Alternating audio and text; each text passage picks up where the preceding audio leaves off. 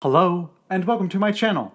My name is Jonathan Cohn, and today I have my book review of the book Bleachers by John Grisham.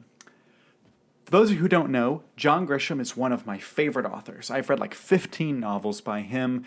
I have liked or loved just about all of them. Even his worst books thus far have been enjoyable reads, and I've had a fun time with them. Some of his best books have made it onto my best novels of all time, regardless of genre.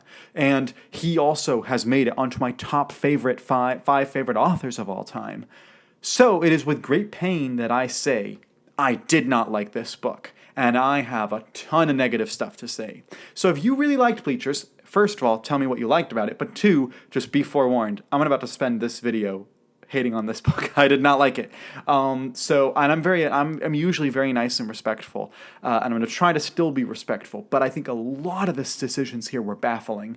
And the good thing about this is a short book. It is 200 pages. It is like 220, yeah, it's about 220 pages. So it's a quick read. I actually listened to it on audiobook while I was driving to and from my parents' house. My parents moved away recently, so I was driving there, and I always share my John Grisham books with my dad because he and I are big Grisham fans. He's read almost all of Grisham's books at this point, and so after I read the book, I talk with him about it, and I got halfway through this book on the drive up there, and I asked my dad, "Does it get better?" And he said, "Not really." And he was right. It does not get that much better. This book is essentially about a former football player who has named Neely Crenshaw, who has returned to his hometown to pay his respects to his coach who is on his deathbed.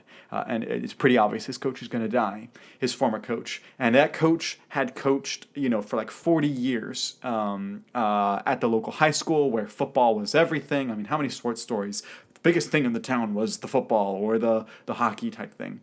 And so everyone's coming back to pay their respects. And so he's encountering all his former classmates. They relive their glory days and a lot of memories. He kind of makes up with old friends that he's wronged. And he also delivers a sweet eulogy at the end of the book.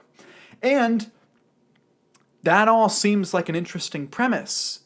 But there's like no plot behind the book. There's almost no plot. It is essentially a bunch of guys just sitting around telling stories of their glory days in high school and talking about recounting football games and times that they hung out with cheerleaders and stuff. And there's just no story. I thought the book was going to be maybe this guy comes back, takes the coach's job, and tries to, step into the shoes of his idol and try to, rebuild the team or something kind of like Playing for Pizza does. And no, it doesn't do that story. And I thought, okay, maybe he has this real big axe to grind or something, kind of, but not really. That's like a really minor part of the book. You find out why he and that coach had a falling out years earlier, but it's not anything crazy. And so it's just like a bunch of memories strung together. This would have been okay as a short story if it was like 50 pages long, or a novella. If it was like a novella in the Ford County stories, it wouldn't have been one of the best novellas in there, but it would have been okay. But as a novel, it's just stretched out and just like purposeless. And I just cannot believe that the publisher thought it was a good idea. And it was a #1 New York Times bestseller, which tells me that the publisher and the audience were thinking the same thing. It's a John Grisham book. It's going to sell well. We don't care. We're putting out a John Grisham book. And so this book went out, and people bought it because it was John Grisham's name, and the publisher pretty much gave him free rein. He had been around for about 10 years now. He'd had bestsellers, he had movie adaptations at this point, so John Grisham was a big deal, and so you don't tell him no. So it makes sense why the book got published, but it's just baffling that nobody said, "Are you sure you don't want some plot here, Mr. Grisham?" And what's so baffling is that there's amazing themes in this. This is a strong thematic book, which most of John Grisham's books are. But it has some strong thematic elements. There's great elements of forgiveness, of moving on with your life, about not idolizing sports, about not treating people poorly, and indictments of hookup culture. There is so much great thematic elements of this book, and it's completely undercut by the lack of plot. There's just no story. And sometimes people say, I like these kind of slice of life books where you kind of get to see what's going on. Slice of life does not work when it's a bunch of characters remembering stories.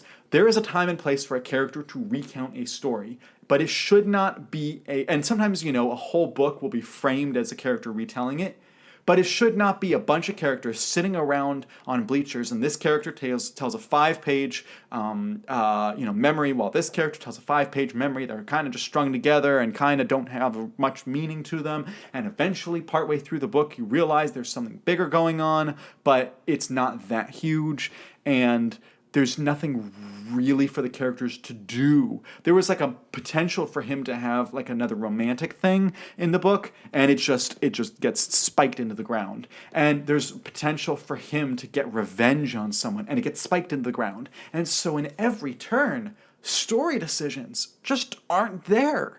And it just is baffling to me that Grisham, who has written some of my favorite novels of all time, would turn in such a low-effort book. And just, low-quality book, in my opinion. And as I said, I'm willing to try new genres, and I'm willing to try out new books, and I want to read more of his stuff, and he's still a top favorite author for me because I know he can turn in stuff, but it's just baffling. Someone else online said, every author has a stinker or two in there. Yes, but it's just so disappointing when you get to that. And I wish he had realized it. I wish someone had told Grisham, hey, you want to add more plot? Or, hey, why don't you condense this down to a short story and put it in a collection?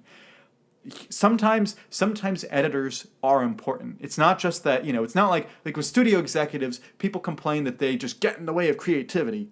Well, sometimes that's because they're thinking about the business. They're thinking about making it the best product.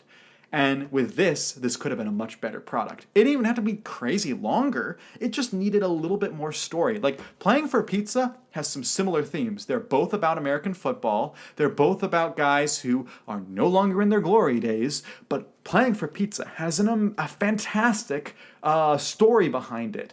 Our main character has to go to Italy to play, and he has to learn the language, and he has to connect with people, and he has to humble himself, and he has to figure out what he's going to do with the rest of his life. Like, there is an actual story behind this book, which is why it was so enjoyable.